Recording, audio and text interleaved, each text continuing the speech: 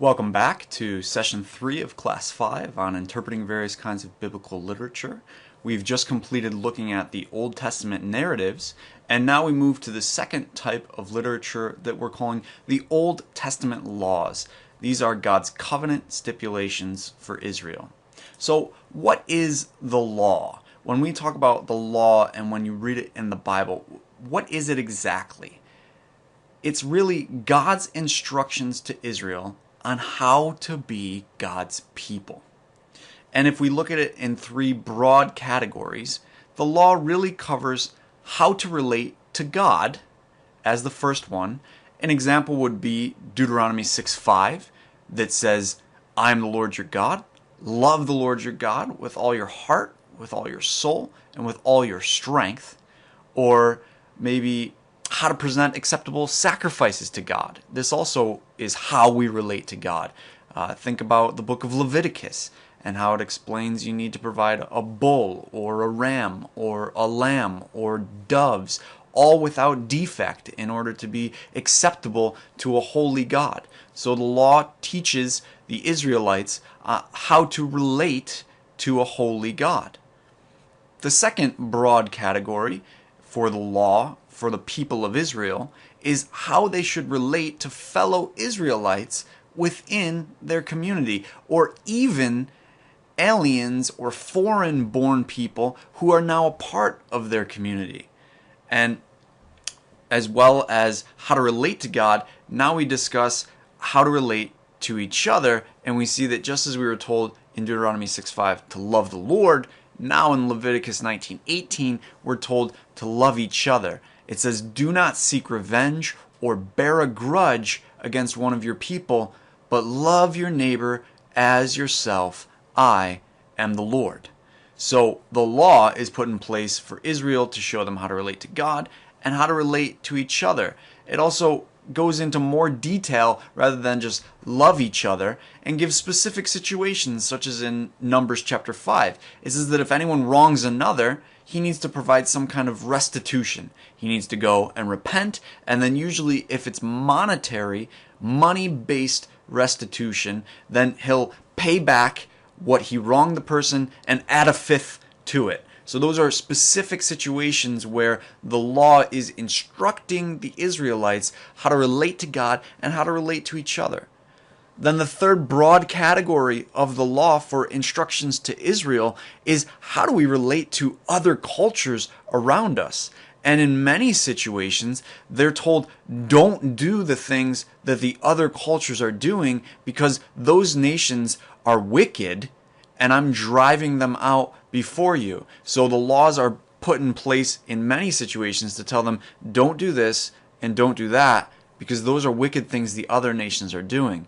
But continuing with this love theme of love God, love fellow Israelites, the Bible is also clear for the Israelites in Exodus 22 that they need to love and not mistreat outsiders or oppress outsiders. And the Lord reminds them, because you yourself were slaves in Egypt. So we see God's instructions to Israel are just love-based instructions, but there are also certain ones that are very clear about do not do this, there will be penalties for doing it, and Israel, here's how you need to relate to certain people because of things they've done outside of Israel. There are certain types of people at that time who are just not even allowed to be in your assembly to the third or fourth generation because of some wicked thing they did. So the law are specific and broad-based general instructions for the Israelites about how to become and continue to be God's people. Continuing our discussion on what is the law most specifically is made up of over 600 commandments, and the Jewish tradition is that there are 613 individual commandments given to the Jewish people. I need to stress again that they're given to the Israelites who are under the Old Testament or Old Covenant. That is the law. Now, the law can be found in what is called the Pentateuch. Penta meaning 5, or 5 books of the Bible, Genesis through Deuteronomy. which is also called the book of the law. Now, although we call it the Pentateuch, the law is really in 4 of the 5 books. Exodus, Leviticus, Numbers, and Deuteronomy. Genesis is largely narrative, although the other books contain narratives as well. They are the law books. And so when we consider the term the law in the New Testament, it may refer to the book of the law, but most likely what it's referring to is the entire Old Testament system, including the prophets and the way that they enhanced and enforced the law given in the Pentateuch, or book of the law. So when you hear Jesus say things like the law and the prophets, he's talking about the Pentateuch and the rest of the Old Testament and what they had to say about God's covenant with the Israelites. So because all of that is true, we need to ask the question of ourselves today, as Christians, what does the Old Testament mean for me? Well, the Old Testament law is a covenant. The reality is the Old Testament is a contract between the Lord and Israel, which is clearly stipulated in Exodus 20 to Deuteronomy 33. Now, what you've read in your book, How to Read the Bible for All It's Worth, is that this covenant between God and Israel very closely mirrors the suzerainty treaties of that time. So, a couple thousand years BC, they had these things where a strong, powerful area person could provide protection for the people in his land, as well as explaining the regulations that would go along with that contract. And so God does the same type of treaty outline with the Israelites because that's what they would have understood and grasped at the time. And so usually the way it works is that there's first an identification of the individual parties involved in the contract.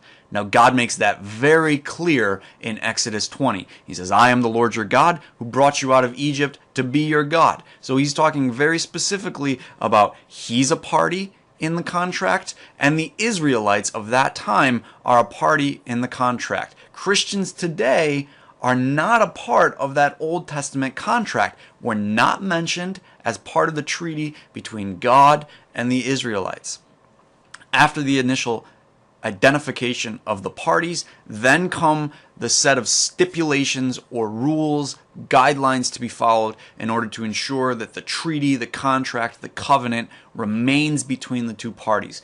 God will begin to explain what he's going to do and what he expects the Israelites to do. Now, the important point here is that the one in power, in this case God, sets the laws. The Israelites don't get a choice in saying, we don't like that law, we're not going to follow it. The one in power is setting the laws, and it's God. So after initially identifying himself as well as the Israelites, in Exodus 20 we see the first 10 commandments that are given in that section known as the 10 Commandments. And so that's where God starts to lay out what he expects the Israelites to do and how he expects them to live and to act and to be in order to remain under his old covenant with blessings and curses. And that's what closes out the treaty, is a list of, here are the things that I will do for you as the one in power on God's side if you follow my laws. Here are the things that I will do to you as the one in power if you do not follow my laws. So there are blessings listed for obedience, and there are curses listed for disobedience. And that seals up the Old Testament law as a covenant between the Israelites and the Lord. And what we see is that this covenant is actually ratified and accepted by the people. They all say, we will follow it, and blood is shed, and blood is placed on the priest's ears and thumbs and toes, and Moses sprinkles the people with blood, and he puts them under this blood covenant with the Lord. So the Old Testament law is absolutely a law covenant between God and the Israelites. For that reason, the Old Testament is not our testament. It is not our covenant, and we are not mentioned as one of the parties in that covenant. We have a new covenant.